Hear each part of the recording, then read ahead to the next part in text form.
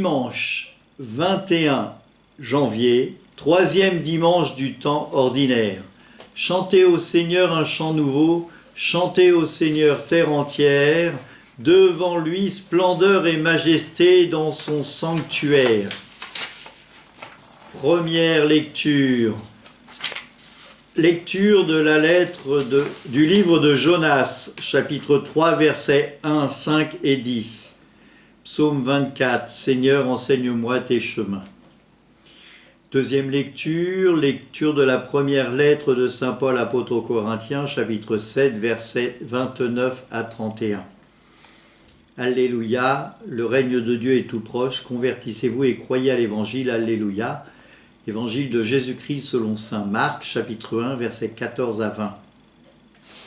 Après l'arrestation de Jean le Baptiste, Jésus partit pour la Galilée proclamer l'évangile de Dieu. Il disait « Les temps sont accomplis, le règne de Dieu est tout proche, convertissez-vous et croyez à l'évangile. » Passant le long de la mer de Galilée, Jésus vit Simon, le frère, et André, le frère de Simon, en train de jeter les filets dans la mer, car c'étaient des pêcheurs. Il leur dit « Venez à ma suite, je vous ferai devenir pêcheurs d'hommes. » Aussitôt, laissant leurs filets, ils le suivirent.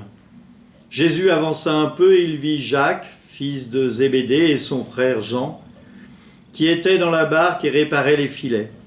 Aussitôt Jésus les appela, alors laissant la barque, leur père, Zébédée, avec ses ouvriers, ils partirent à sa suite. Acclamons la parole de Dieu, louange à toi, Seigneur Jésus.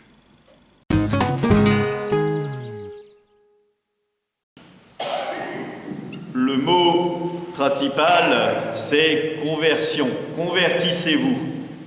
Convertissez-vous et pour l'évangile, convertissez-vous et croyez à la bonne nouvelle. Quand nous voyons la première lecture, alors aujourd'hui le pape nous invite à entrer dans une dynamique avec la Bible. Alors, je vous inviterai à lire le livre de Jonas, parce que là vous en avez une minuscule partie. Le livre de Jonas contient à peu près 4-5 pages, c'est pas très long.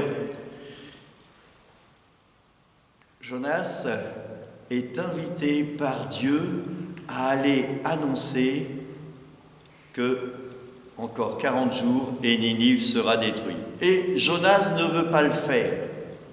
Vous lirez le pourquoi, vous lirez ce qui se passe avant. Et en tout cas, Jonas va être rejoint par Dieu. Dieu va revenir vers lui, comme le dit le psaume. Enseigne-moi tes chemins, fais-moi connaître ta route.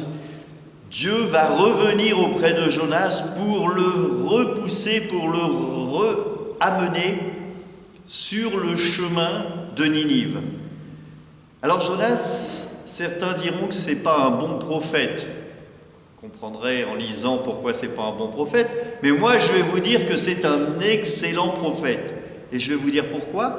Parce qu'une ville dont il fallait 3 jours pour la traverser, en une journée seulement, il va avoir converti le cœur de tout le peuple, du bas peuple jusqu'au roi, en passant par les animaux. Et tous vont prendre le vêtement de deuil pour demander au Seigneur d'avoir pitié. Et alors que Jonas annonçait encore 40 jours et Ninive sera détruit, la conversion du peuple, la résilience, le fait que le peuple, regarde Dieu avec un regard en lui demandant la miséricorde, Dieu est miséricordieux et il n'a pas pu faire autrement que d'offrir sa miséricorde parce qu'il a vu une vraie conversion dans le peuple de Ninive. Donc c'est beau à lire, c'est beau à contempler. Donc lisez le livre de Jonas dans vos Bibles et vous comprendrez toutes les subtilités de ce texte. Et si vous ne comprendrez pas, vous viendrez me voir. En tout cas, le thème est la conversion. Alors, il y a ce passage de saint Paul, mais lorsque saint Paul parle, il pense que c'est quand même bientôt la venue du Seigneur. Alors il faut aller à l'essentiel. Il faut convertir son cœur, enlever tout ce qui nous dérange et aller à l'essentiel. L'Évangile est de même. convertissez-vous, croyez en l'Évangile. Et il va aller chercher des disciples. Et il va leur demander de se convertir. Eux qui étaient pêcheurs de poissons, il va leur demander d'aller se convertir et de devenir pêcheurs d'hommes. Il va les embarquer dans sa barque, à lui, une barque qui est l'Église, pour qu'ils témoignent de l'amour de Dieu. En lisant ces textes, comment est-ce que moi, à l'approche de Carême, le 14 février, ce sera le début de Carême, le mercredi des cendres, je vais pouvoir recevoir les cendres et commencer ce chemin de Carême. Comment est-ce que je peux préparer mon cœur à une conversion réelle, à une conversion pure? Comment est-ce que j'utilise les moyens que l'Église me donne, le sacrement de réconciliation? Parce que je me sais pécheur. Et si je ne me sais pas pécheur, c'est que je suis un menteur. Donc je dois venir purifier mon cœur par ce sacrement, ce beau sacrement qui est un sacrement de l'amour et un sacrement de guérison.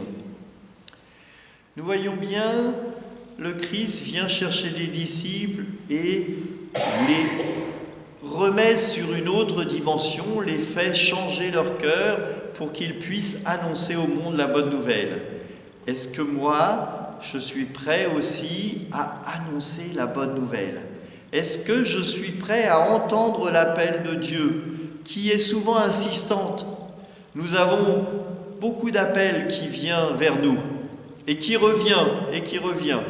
Un jour, on l'entendra et on suivra. Alors, on n'est pas tous appelés à devenir prêtres, on n'est pas tous appelés à devenir religieuses, on n'est pas tous appelés, mais on a tous une mission à faire. Certains s'occupent de la sacristie, certains font du caté, certains font de l'aumônerie, certains balayent l'église, certains fleurissent, certains animent les chants. Chacun, nous avons notre mission, et est-ce que je suis prêt à prendre part à ma mission? Est-ce que je suis prêt à accueillir l'appel de Dieu dans mon cœur, à me convertir, à changer mes habitudes, à me dire que celui qui est le plus important, comme le dit saint Paul, c'est le Christ. Il est important dans ma vie. Comment est-ce que je le fais resplendir? Comment est-ce que je le mets devant moi pour qu'il me guide vers cet amour infini? Oui, nous sommes invités à la conversion. Une conversion de cœur et une conversion dans nos actes. Délaisser les choses mauvaises pour nous tourner vers le bien, vers l'amour infini.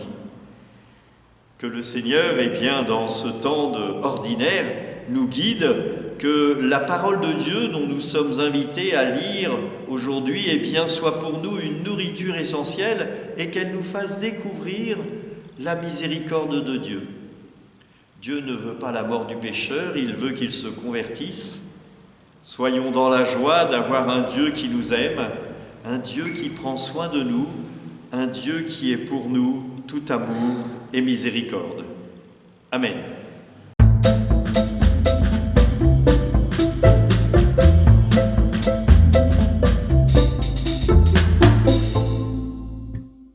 Je suis la lumière du monde, dit le Seigneur. Celui qui me suit ne marchera pas dans les ténèbres, il aura la lumière de la vie. Nous t'en prions, Dieu Tout-Puissant, nous recevons de toi la grâce qui fait vivre. Fais que nous trouvions toujours notre gloire dans ce que tu nous donnes, par Jésus-Christ ton Fils, notre Seigneur. Amen. Que Dieu Tout-Puissant vous bénisse, lui qui est Père, Fils et Saint-Esprit. Allez dans la paix du Christ, nous rendons grâce à Dieu et bonne semaine à tous.